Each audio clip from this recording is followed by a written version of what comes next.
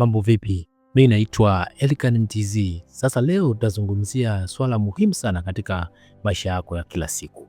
Tutazungumzia swala la kupanga bajeti. Unajua issue kupanga bajeti ni changamoto ambayo inasumbua watu wengi sana, na wengi hufikiria kwamba issue kupanga bajeti ni kwa wale tu wenye pesa nyingi, lakini leo nitakuelekeza njia rahisi ya kupanga bajeti hata kama ukiwa na kipato kidogo. Na kitu ambacho wengi hawajui si kwamba mpaka upate pesa nyingi ndio uweke budget, lakini unaweza kufanya swala la budget hata kama ukiwa na kipato kidogo. Kinachotakiwa ni nidhamu, kwa sababu nidhamu ikianza hata kama ukiwa na kipato kidogo, utaendelea nayo hiyo hiyo hata ukipata kipato kikubwa. Sasa kwenye issue ya kupanga budget kuna mafunzo mbalimbali, lakini leo utazungumzia jinsi ya kupanga budget kwa kutumia mfumo wa 50-30-20. Sasa najua utakuwa unajiuliza 50-30-20 ni nini? Okay, sasa twende pamoja katika somo hili kuanzia mwanzo mpaka mwisho. Kama ni mara yako ya kwanza kujiunga na hii channel ya Elikhan TZ, karibu sana na usisahau kusubscribe. Sasa mfumo wa 50-30-20 ni mfumo ambao unakusaidia kupanga fedha zako katika mpangilio maalum ambao unafaa. Sasa mara nyingi umegawanywa hivi kulingana na mahitaji yako. 50% huwa ni mahitaji ya lazima, lakini 30% huwa ni matumizi ya matamanio, yani mahitaji ambayo unakuwa na matamanio nayo, sio ya lazima. Lakini 20% ni akiba na uwekezaji. Kwa nini imetengenezwa hivi? Kwa sababu inakurahisishia kujua baadhi ya vitu ambavyo ni vya muhimu kwa sasa na vingine ambavyo sio vya muhimu, ili kuvipunguza, lakini pia na jinsi ya kuwekeza, yani kupata fungu ambalo utawekeza katika maisha yako ya baadaye. Sasa kwa nini utumie mfumo huu? Cha kwanza kabisa, unarahisisha ufuatiliaji wa matumizi, kwa sababu ukishajua hii pesa ni ya uwekezaji wa akiba na hii pesa ni ya matumizi ya lazima, na hii pesa labda ni ya matamanio, yani starehe, utajua kwamba hii nitakuwa nisiitumie kwa sababu ni ya mahitaji ya lazima, na hii ni ya uwekezaji, kwa sababu inakurahisishia na inakufanyia zoezi la kuweka bajeti au kupanga bajeti inakuwa rahisi. Lakini pia inakupa uwiano mzuri katika maisha yako, lakini na maandalizi ya kesho yako, kwa sababu ukijua pesa hii inafanya kazi gani na ina mahitaji gani, itakusaidia vizuri kujua kwamba uwiano kati ya pesa hii na hii upoje. Lakini usipokuwa na mpangilio mzuri wa pesa, hautakuwa na uwiano wa pesa zako. Lakini inakusaidia kuweka nidhamu ya matumizi ya pesa kila mwezi, kwa sababu utajua kwa sababu kwamba pesa ikishatoka labda ya mshahara au kwa wale wanapata pesa kwa siku, utajua kwa sababu hii pesa ni kwa ajili ya mahitaji ya muhimu, hii kwa mahitaji yasiyo ya muhimu, na hii ya kuwekeza kwa maisha ya baadaye. Sasa hebu tuangalie 50% ambayo tumesema ni mahitaji ya lazima. Mara nyingi haya ni mahitaji ambayo ni ya muhimu, ambayo hayaepukiki, yani kwamba ni mahitaji ambayo lazima utayafanya. Yani tunasema kwa lugha rahisi, ni mahitaji muhimu ambayo kila siku lazima uyafanye, hata kama sio kwa leo, lakini ni muhimu sana katika maisha yako ya kila siku, ili maisha yako yaendelee.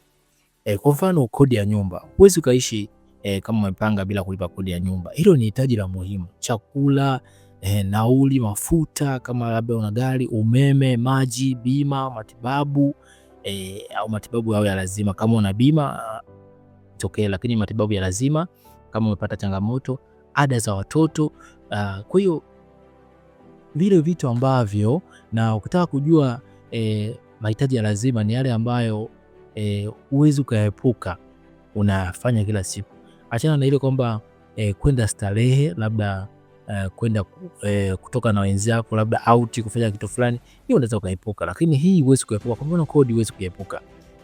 Chakula lazima ule kila siku. Kwa hiyo 50% ya kipato chako manake ni mahitaji ya lazima.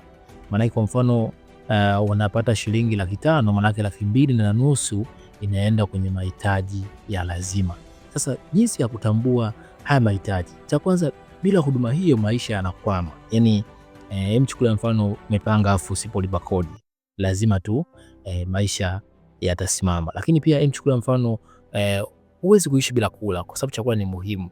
Haya, huwezi kuendesha maisha yako bila kulipa umeme, sehemu unapoishi, maji. Kwa hiyo ni vile vitu ambavyo kwamba usipokifanya maisha yako yanakwama.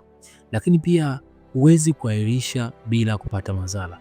Yaani mara nyingi haya mahitaji ya lazima, manake ukiahirisha unapata madhara. Kwa mfano ukiacha kulipa umeme lazima utapata changamoto. Ukiacha kulipa chakula au kununua chakula lazima utapata changamoto. Lakini yale ambayo sio lazima, hata ukiahirisha upate changamoto yoyote.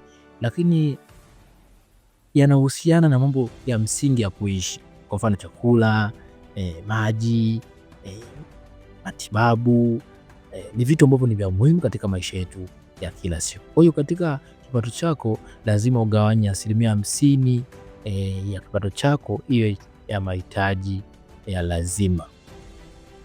Lakini 30% ni matumizi ya matamanio.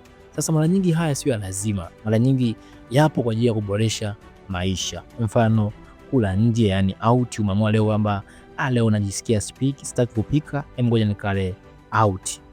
Kwa sababu utaenda kutumia hela nyingi, kwa sababu ni kitu ambacho unaweza kukiepuka. Kwa mfano ukaamua labda leo nipike, maana yake hutaweza kwenda tena out. Ila kama ukiamua unaweza kaenda. Kwa hiyo ni vitu ambavyo si vya lazima, unaweza ukawa na option. Lakini mahitaji ya lazima huna option, lazima ufanye. Labda kwa mfano ununuzi wa nguo kwa anasa, labda unaamua nikanunue nguo ambayo imetoka sasa, maana yake ni vitu ambavyo unaweza ukaamua kwamba nisinunue au ninunue.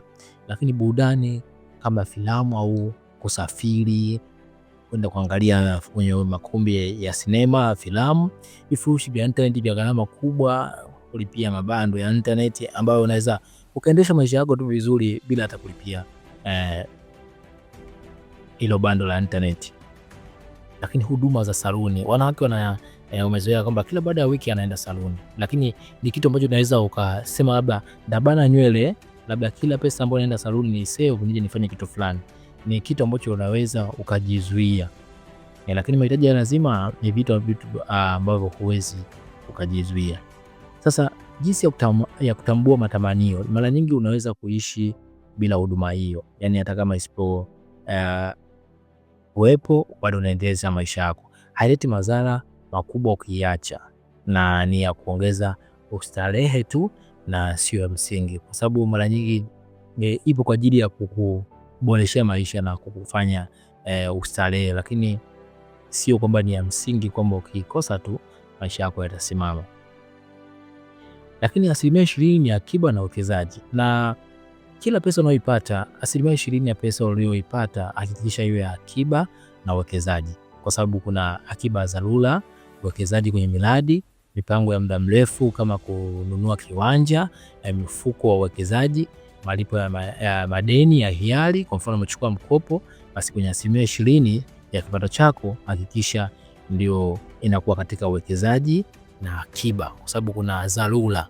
Unaweza kupata changamoto ya dharura au kwa mfano hii akiba ni nzuri kwa sababu unaweza kutokea labda mpata kiwanja kinauzwa na wewe kwenye benki una pesa ambayo inaweza kununua hicho kiwanja, unapata rasilimali ambayo baadaye inakuja kukusaidia. Lakini kama hauna akiba huwezi kupata fursa au huwezi kupata kitu chochote ambacho unaweza kuichukua, kwa sababu pesa yako itakuwa haina mpangilio. Na wengi unakuta pesa anaiona iko nyingi, lakini ukigawanya katika mpangilio utajikuta si nyingi na si vile ambavyo wewe unafikiria kwa jinsi ya kuiona, kwa sababu pesa usipojua inapoelekea basi utakuwa na changamoto ya fedha kila siku. Sasa umuhimu wa kuweka akiba, inakupa uhuru wa kifedha kwa sababu utajua pesa yako inafanya kazi gani na inatumikaje, lakini inakulinda dhidi ya gharama za dharura. Kuna zile gharama za dharura, inatokea tu changamoto ambayo inakuhitaji upate pesa. Sasa kama huna akiba manake utapata changamoto, lakini inakuenda kwa malengo ya baadaye bila stress. Kama labda una malengo ya kufanya biashara baadaye, kama akiba yako iko vizuri, basi una uwezo wa kuja kufanya hayo malengo yako vizuri kwa ufasaha bila mawazo yote. Lakini sasa huu mfumo wa 50%, 30%, 20% ni mfumo mzuri ambao unaweza kukusaidia kupanga bajeti yako vizuri, na ni mfumo ambao umesaidia watu wengi. Hata mimi pia huwa nautumia. Ukiweza kutumia vizuri utaweza kukusaidia kabisa kuondokana na changamoto ya matumizi mabaya ya pesa. Kama utakuwa na swali kuhusu mfumo huu wa 50-30-20, comment katika sehemu ya comment section, lakini pia hakikisha umesubscribe, kulike na kushare. Hebu niambie katika comment umejifunza nini katika mfumo huu wa 50-30-20. Asante sana na tukutane kwenye somo linalofuata. Bye bye.